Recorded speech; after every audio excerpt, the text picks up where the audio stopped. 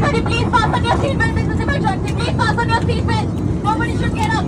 Fasten your seatbelt. इस announcement में सिर्फ हिदायत नहीं थी, आवाज में घबराहट भी साफ सुनाई दे रही थी। Everybody please fasten your seatbelt. This is emergency. Please fasten your seatbelt.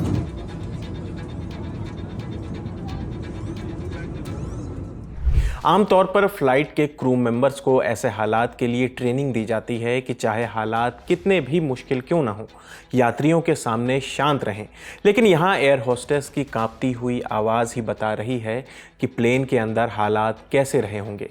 ऐसे में डर लगना लाजिम भी है। अब इस घटना से जुड़ा एक वीडियो सामने आया है जो प्लेन के अंदर एक यात्री ने रिकॉर्ड किया। वीडियो में प्लेन के अंदर अफरा तफरी मची है। कोई अपना सिर पकड़कर बैठा है, ऊपर सामान रखने वाले लॉकर्स खुल गए हैं, बैग नीचे गिर चुके हैं, कुछ लॉकर के फ्लैप टूटकर बीच रास्ते में पड़े हैं और कुछ सामान ऊपर लॉकर से ही लटका हुआ है।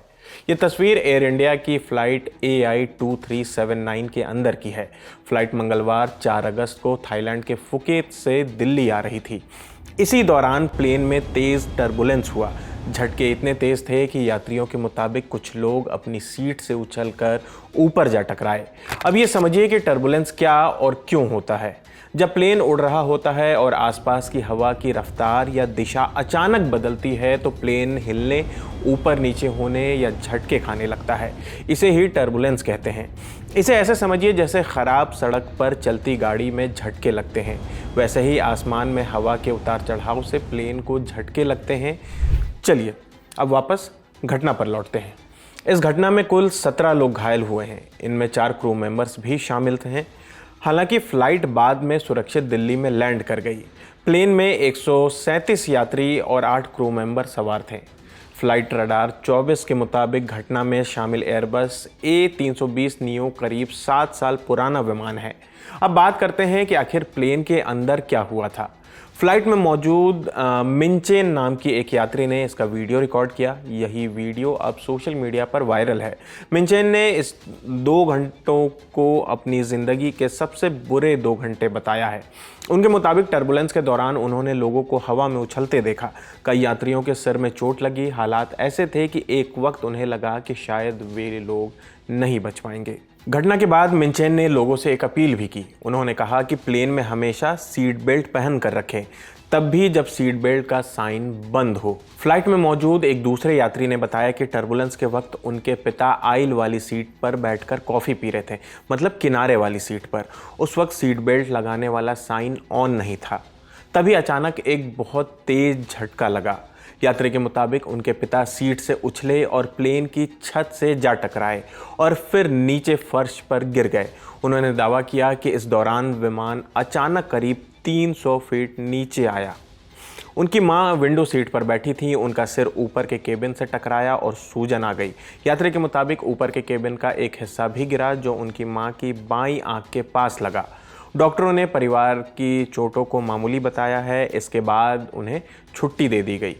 यात्री ने बताया कि प्लेन के अंदर हर तरफ चीखने की आवाज़ें आ रही थी। उनकी 5 साल की बड़ी बेटी इस पूरी घटना से काफ़ी डर गई थी।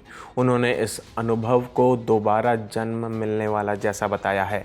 हालांकि यात्री ने फ़्लाइट के क्रू मेंबर्स की भी तारीफ़ की है। उनके मुताबिक पायलट ने यात्रियों को शांत करने की कोशिश की और केबिन क्रू ने भी काफ़ी मदद की। साथ ही उन्होंने पूरे मामले की जाँच की मांग की है ताकि पता लगाया जा सके कि क्या हुआ और आगे हवाई सफ़र को और सुरक्षित कैसे बनाया जा सके। फ्लाइट में इटली की विवियाना भी मौजूद थी।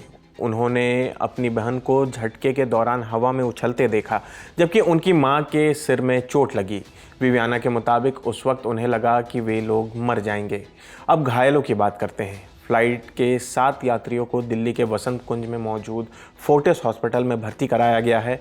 अस्पताल के मुताबिक एयर इंडिया से जानकारी मिलने के बाद यात्रियों को इमरजेंसी डिपार्टमेंट में लाया गया और पहुंचते ही उनकी जांच और इलाज शुरू किया गया। शुरुआती इलाज के बाद अस्पताल ने कोड येलो एक्टिव किया ताकि ज़रूरत के हिसाब से मेडिकल टीम और दूसरे संस्थान तुरंत उपलब्ध कराए जा सके।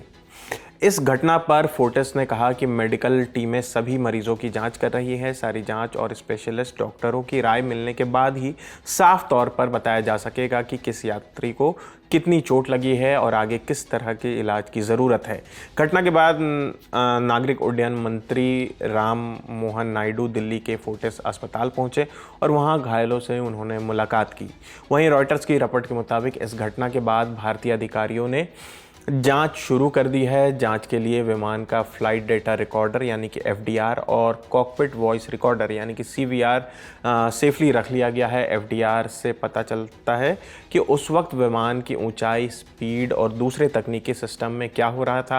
वहीं CVR की बात करें तो CVR से कॉकपिट में पायलटों के बीच हुई बातचीत और दूसरी आवाज़ों की जाँच की जाएगी। खैर, राहत की बात यह रही कि इन सब के बीच प्लेन सेफली दिल्ली में लैंड कर गया। फिलहाल इस खबर में इतना ही। आपकी इस खबर पर क्या राय है हमें कमेंट करके ज़रूर बताएं। मेरा नाम आसिफ असरार है। देश और दुनिया की तमाम खबरों के लिए देखते रहिए दी ललन टॉप। शुक्रिया।